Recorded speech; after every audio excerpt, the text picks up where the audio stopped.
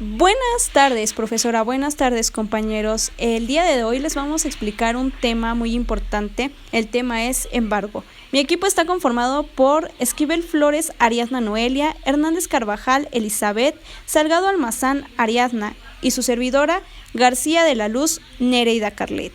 Espero que puedan entenderle y comprender este tema.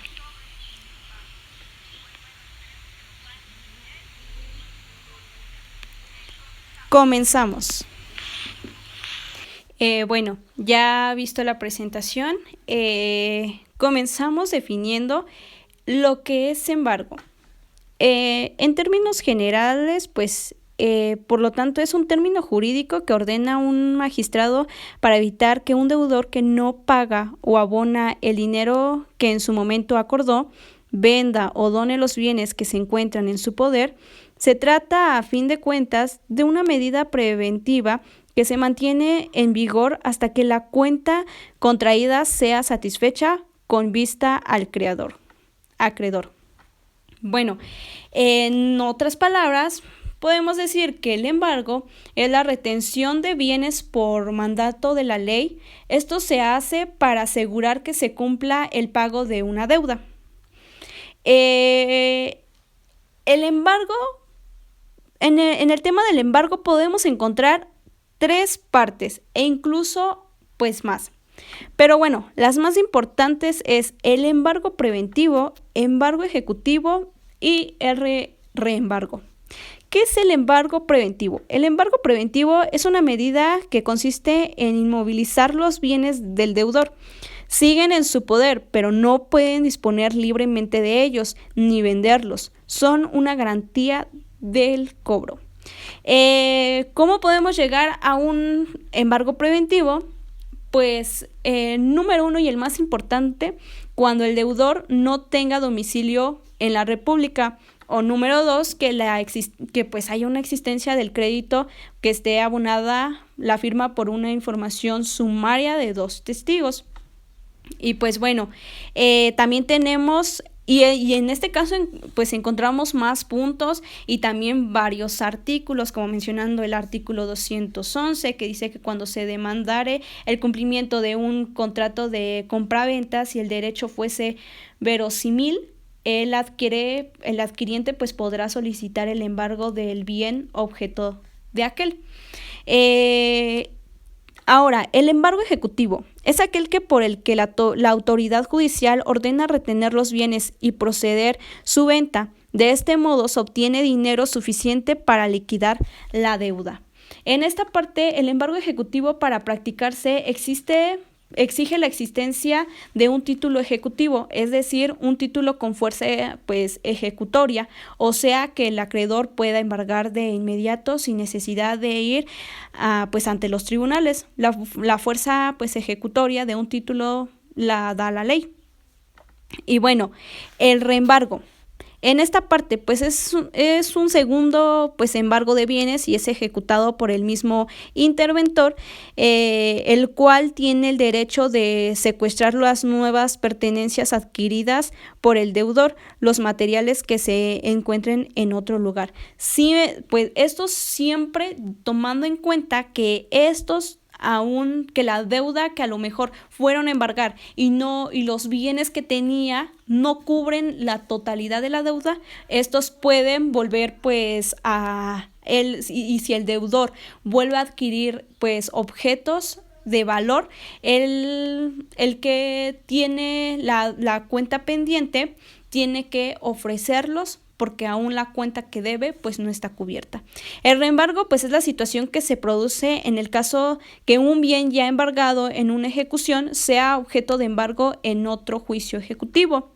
También podemos relacionar esto con el embargo sobrante. Lo que se embarga no es el bien en concreto, sino que la traba recae sobre la cantidad que sobra después de haberse ejecutado la realización forzosa del mismo en otra ejecución ya despechada. Bueno, ahora, ¿Por cuánto dinero te pueden embargar en México? Ya hablando pues a lo mejor en totalidad en términos generales, pues por cualquier cantidad. La ley no establece un mínimo para que pues una persona que le debe dinero pueda solicitar el embargo de bienes. Lo que es importante distinguir es que el embargo de bienes debe ser suficiente para cubrir el adeudo. Es decir, en su caso no se puede embargar bienes en exceso. ¿Qué quiere decir esto?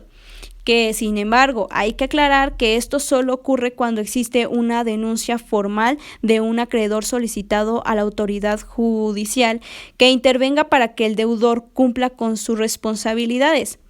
Pues Diana Ortiz Trujillo, especialista en amparo y abogada postulante con práctica mercantil, nos explica que para que se pueda ejecutar un embargo es necesario que haya una sentencia firme donde se han pues agotado las instancias de defensa y ya pues transcurrido el plazo determinado en la propia sentencia para que el deudor pague el adeudo. ¿Qué pueden embargar? Si tú tienes una orden de embargo o tus familiares, tienes que conocer qué te pueden embargar y qué no pueden embargarte. Bueno, una vez que el juez ha resuelto, o sea, que ya haya dado una orden de embargo, resulta que no todo es embargable. Por ejemplo, si una persona debe 100 pesos, los bienes que en su caso se embarguen deben ser equivalente a esa suma. No sería correcto que se embargue, por ejemplo, un auto que vale 500,000 pesos. Si la suma adeudada son solamente 100 pesos, pues no sería justo. Esto es citado por la misma abogada Ortiz. ¿Qué bienes no pueden embargarte? Hay bienes que no pueden embargar, de acuerdo con el Código Federal de Procedimientos Civiles. Lo que contribuyan el patrimonio de familia, desde su inscripción en el registro público de la propiedad, el hecho cotidiano, los vestidos y los muebles de uso ordinario del deudor, de su cónyuge o de sus hijos, no siendo de lujo. Los instrumentos, aparato y útiles necesarios para el arte u oficio que el deudor esté pues dedicado. La maquinaria, instrumentos y animales propios para el cultivo agrícola en cuanto fueren necesarios para el servicio de la finca que estén destinados, a efecto de la cual oirá el tribunal el informe de un perito nombrado por él, a no ser que se embarguen juntamente con la finca. Las armas y caballos que los militares en servicio activo usen, indispensables para el deudor, conforme a las leyes relativas, los derechos de uso y habitación, los sueldos y honorarios de los funcionarios y empleados públicos, la renta vitalicia, en los términos establecidos en el Código Civil, entre otros. Juicio por embargo de bienes. Creo que hasta este punto hemos entendido que hemos abarcado una disciplina del derecho. Si ya pudieron notar, hemos mencionado el derecho mercantil, que es donde se desarrolla, pero no solamente el derecho mercantil, porque pueden abarcarse varias disciplinas que estos puedan estudiarlo. Es difícil que una situación bancaria o financiera considere la opción del juicio de embargo de bienes de un deudor, pues el proceso de remate de estos muebles resulta complicado para el monto menores de 100,000 pesos. Es mucho más común que estas instituciones se inclinen por vender su cartera vencida y sean los despachos de cobranza los encargados de recuperar los montos adeudados. La pregunta del millón que todos nos hacemos, que cada persona tiene esta gran duda: ¿te pueden embargar si no estás en tu vivienda?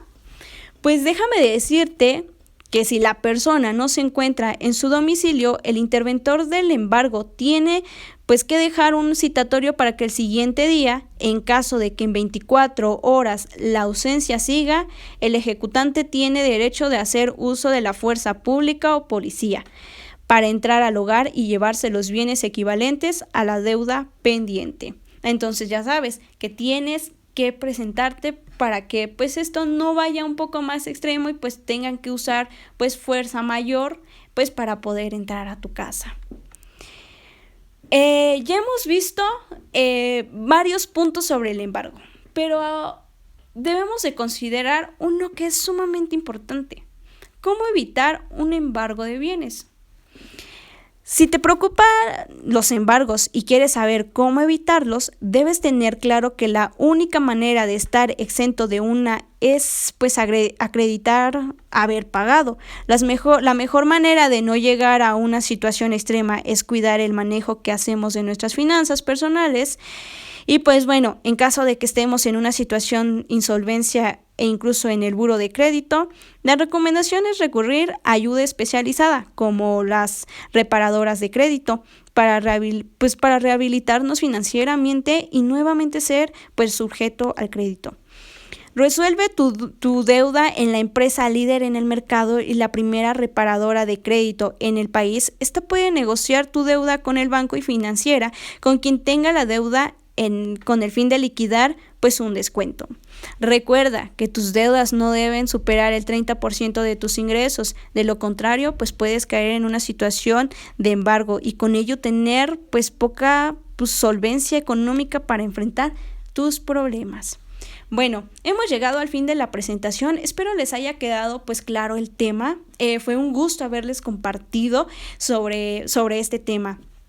Ahora, queremos llevarlos a un caso real, a un caso que todo esto explicado puedan ustedes observarlos pues en un ejemplo de la vida real. Y pues bueno, hemos preparado un video para que ustedes pues puedan verlo y pues experimentar lo que es un embargo pues a la fuerza.